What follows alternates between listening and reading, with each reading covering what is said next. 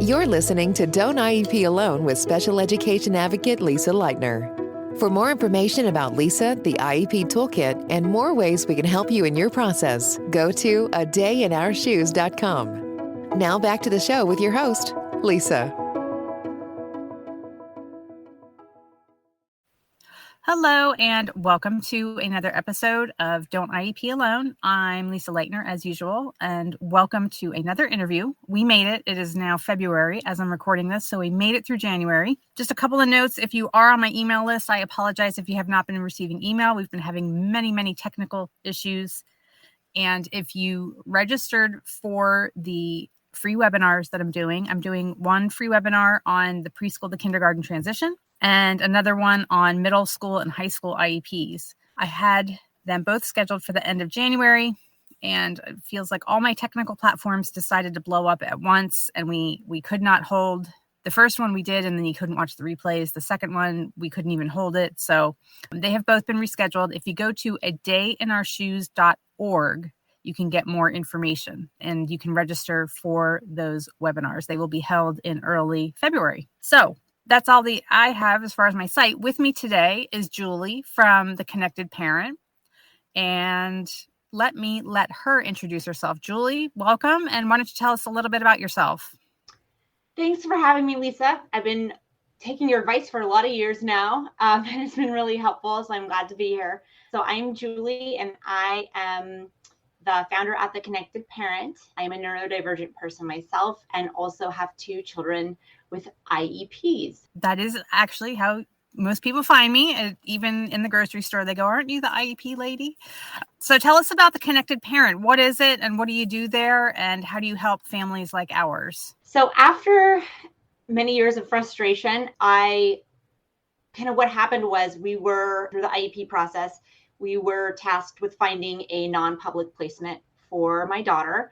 And we almost missed it because I couldn't find it on Google, and I couldn't find it in a Facebook group. And all the parents that I asked around me hadn't heard of this particular school that we wound up choosing. It was the very last day after an exhaustive search. Like, we literally had to make the decision. And I begged them. I was like, can we come? Can we get in? Can we come see the school? And that happened. I just started thinking about, she almost missed this. And now that she's there, she says, "Mom, they healed my broken heart." And I just, this also happened with a camp situation, finding a camp. And I was like, why can I get a mortgage online faster than I can find a camp for my child? This is ridiculous. Why can I order food? I can review a restaurant, but not a camp. So I was like, I'm just going to make this like it was going to be for my town. And essentially we are a review site and a directory for anything disability related for your child, and that includes your adult child. So I know there's going to be things we're going to need as Violet becomes an adult, and Violet can use the site. So anyone can really use it. Connected Parent is our name because we are trying to connect parents with things that they need or things they don't even know they need. So they can search and be like, what is an advocate? And just kind of search around and look at the different categories we have and educate themselves. Oh, that sounds great. How do you get, so you're not local anymore? You are local or you're not local? We are not local. We are national. National. Okay. So I think what people don't understand, and, I of course run the website and everything else that I have in addition to my advocacy business, is that how much work it is for small businesses. Like, the whole online space is really half of my time these days. Like, I always say to people, like, I could talk about IEPs all day. I love talking about IEPs. I love helping parents, but I do have to spend, about half my time dealing with all this stuff. So I think that's probably why a lot of businesses don't get found, because they just don't have the resources or the skill set to get found. Do you know what I mean?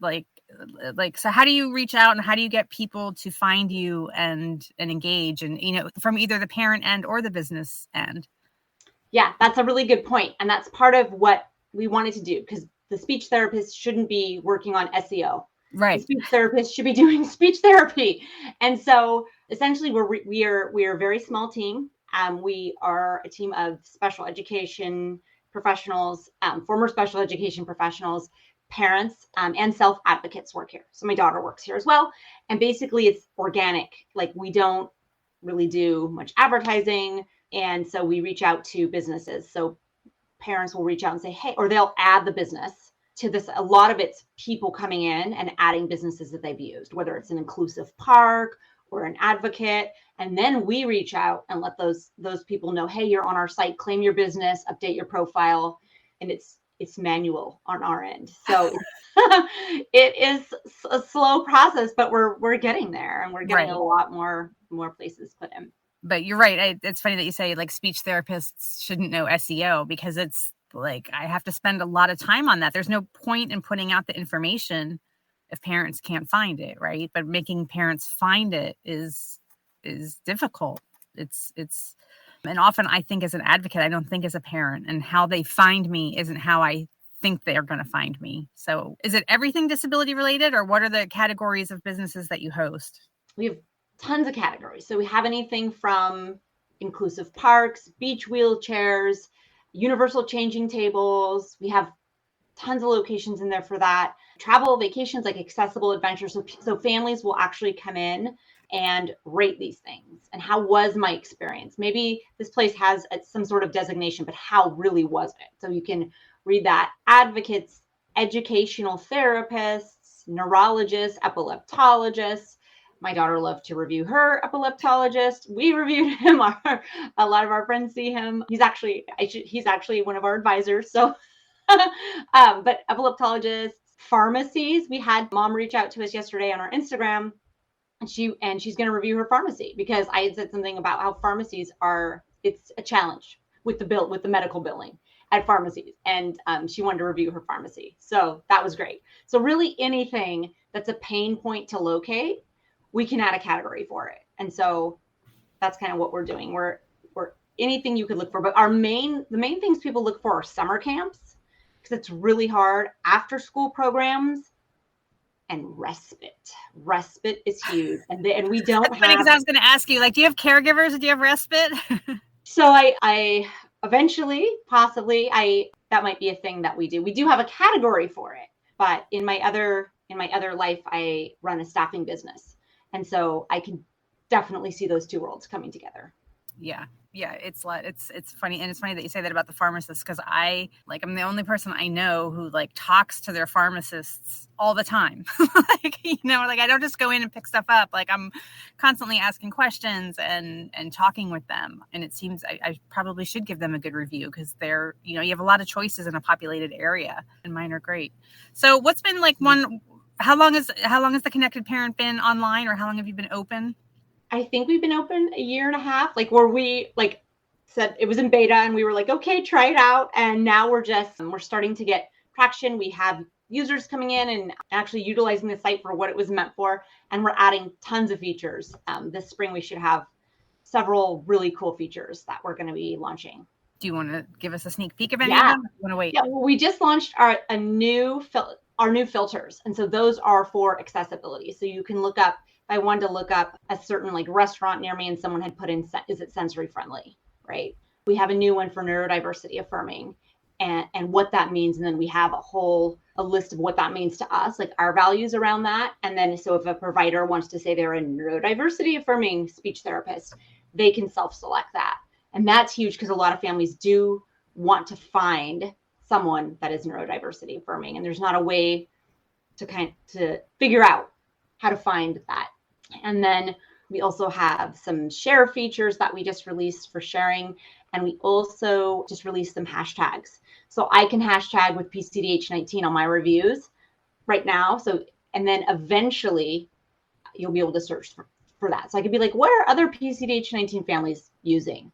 Who are they seeing? And we just added those hashtags this week. They're not searchable yet, but people can start putting them in.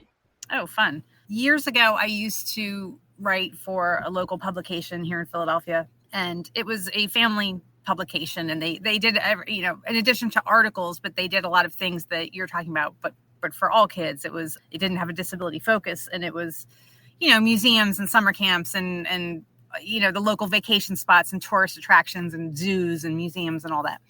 And I distinctly remember saying to the editor-in-chief at one point, like, yes, my son uses a wheelchair and we need wheelchair ramps, but I need to know what's the lighting like, what's the sound like. And then my one really good friend has a son with type 1 diabetes, and she's like, we can't even go to restaurants because I can't find the carb counts anywhere. And like, those parents have to know what their kids are eating. You know what I mean? And I tried to go to them and say, hey, this is the information that families like mine need. You know, it's not just about the ramp or the elevator, you know, it's about so much more. So this is exciting that, you know, you're going to be able to provide that for families like mine. Yeah. And if there's things we're missing, you know, because we're all, you know, we're small and we kind of represent a lot of different needs that people have and different supports, but like, you can easily like reach out and be like, hey, can you add this category so businesses can choose it? Can we work on this? And that's something we've already been able to do for people. So we're building this for the disability community and our allies. And so we can do whatever we want with it to make it work for our community and for the businesses that serve our community that we really want to invite in and say, you know, serve us and we'll support you. We'll show you the things we need. Come here. So we're doing some other things with businesses that'll be coming out too, to really help support them, support us to make our communities better. Yeah. Well, yeah, they say necessity is the mother of invention. And I know many moms like us who just like, hey, this doesn't exist, so I'm just going to build it and create it. So, I mean, that's fantastic that you've done that. What's like something that you didn't expect? Like you think, okay, I'm going to create this online database. But what's something that once you got into it, you were like, oh, wow, I didn't know this was going to happen? The entire business portal that we have. I was thinking of it as a mom. I'm like, what do I need to find? And then I was like, wait a minute. Like the businesses need to be able to enter, you know, because I just started entering like local businesses. And I was like, they need to be able to update these. Oh, we need to create an entire other side of this thing. And that did not occur to me at the beginning. It was a solution for me. And I didn't realize this whole other piece of it. So that was how much we can basically help businesses connect to our community. That part did not occur to me and how important it was until it did occur. So is there a fee for them to claim their business and do that? Nope, it's free. Oh, wow. Wow. Yeah. So that's exciting. So, okay. Is there anything else you'd like to add or tell us today? I think that's it. I would just like to say, I suppose, try it out. You should come try it out and see what you think and give us your feedback as we're building. But I think that's it. And I just want to thank you for all the years of assistance that you've provided to my family. It's been really meaningful, especially in the beginning when I was learning about IEPs and stuff. It was invaluable to me and my family. Thank you. It's theconnectedparent.net. Links will be in the show notes. And when this goes out in email and on social media, the links will be there. Okay. So thank you so much for being here today. Thank you for listening to Don't IEP Alone with Special Education Advocate Lisa Lightner. We're so glad you've joined us and would love to connect with you outside of the show. For more information about Lisa, the IEP Toolkit, and more ways we can help you in your process, go to adayinourshoes.com. From self-care tips to common IEP mistakes, there's even more to explore. Don't forget to rate and review the podcast and subscribe to never miss an episode. Until next time, don't IEP alone, and you don't have to.